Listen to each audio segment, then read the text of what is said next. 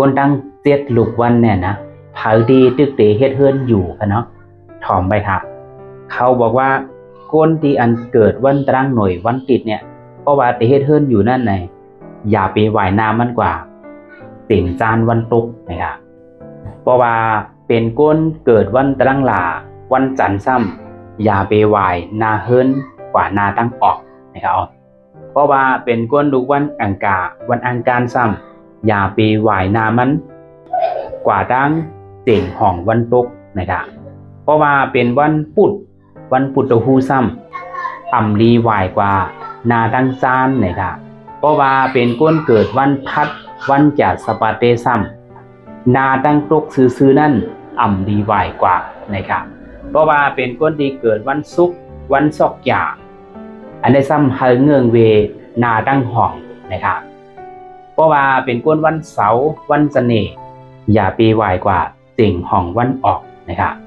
อันนี้หมายถึงนาเฮือนเหมาเตียนแลเฮาเตเฮ็ดอยู่นั่นค่ะเนาะเพราะว่าเฮาค่ะโปกเฮือนเนี่ยที่ไหวน้ำกว่าดั้งเลลีไหวกับจู้ดั้งเลลีเนี่ยซะเนี่ยต้อมหนังเนื้อยามันสับเลียงลาดเหนียวไว้ค่ะเนาะต้อมหนังลูกวันเผาลูกวันมันเอาเงาเฮือนว่าค่ะนะนาเฮือนที่เฮาค่ะเตเฮ็ดไหวกว่านั่นน่ะเพราะว่าเป็นคนที่เกิดวันตรังหน่วยวันติดอย่าไปไหวกว่าเจ๋งจานวันตกนั่นค่ะต้อมหนังลูกวันเผาลูกวันมันก็เฮาเงืองเวต้อมหนังลาดเหนียวไหนค่ะเนาะมันปันพรจ้าจังหือเนื้อยามแต่ก่อมได้ซับแรงหนีไว้ค่ะนะก้อยหนาเพราะว่าเขาลาดมาว่าอย่าไปไหวกว่าอันว่าใน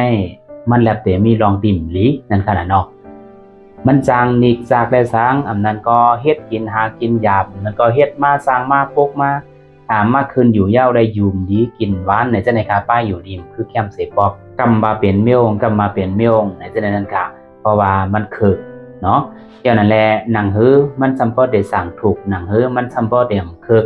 เจ้าก็เฮ็ดอยู่กับเย้าซัมปอได้อยู่ดีกินหวานเฮ็ดสังก็ง่ายต่อสังก็ง่ายปีน้องเขาซื้อตึกเตเฮ็ดเฮือนใหม่กันเนาะเอาตั้งหูตั้งหันต้อมหนังเนื้อยามเก่าหมอนเฮามีมาเสก็เอากะยิบปื้อกันด้วยกันเนาะเจ้าก็มีอ่อนแลดีปึงอิง3ปึง1ก้นก่อนแลมีอำนาจอาณา2ก้นก่ออันมีปีญาตั้งหมอ3ก้นอันแลมีคู่ของแคมสา3เมียวหน่อยค่ะปีปึงอิงค่ะเนาะเฮ็ดสั่งได้ว่าเฮาก็เลิกปึงอิงก้นที่มีฐานะดีๆละลายล่ะก็ไหนซึ่งก้นที่อันแลมีอาณาอำนาจเลยค่ะอย่าไปกว่าสารคัดเขาละละเย่าก็ก้นเสื้ออันมีปีญาตั้งหมอเย่าก็ยามเป็นก้นลูกก้นตกซุมมาจะไหนฮะอย่าไปกว่าปึงอิงมันจังเฮ็ดเอาค่ะตกแต้มกว่าซ้อมมันค่ะเย่าก็นำปัด3เฮ็ดจังได้เฮาค่ะลูกกับปึงอิงก้นที่มีเจจิ่มแคมสาก็เบอว่าก้นเสื้อเนี่ยเพราะว่าเฮาค่ะทบปัญหาเฮาค่ะก็เติงปังลอกลายการหาเงินลอกลายปีญาตั้งหมอเนื้อลองการเฮ็ดการสร้างเฮาค่ะได้ไล่ความตอบข้อมูลที่ถูกแม่นในนั้นค่ะเพราะว่าเฮาไข่หมอวินเนาะแต่สมาไก่มันมีปีกอยู่เสียได้ก็อย่าไปกว่าถามมันค่ะมันมีปีกก็ไก่ในมันวินสูงไล่ค่ะเนาะเพราะเฮาไข่หมอวินเฮาลูกถามนกพุ่งแหลงค่ะเฮาสิได้ฮู้ว่าการวินสูงนั่นสิได้วินจึงหือสิได้เฮ็ดจึงหือ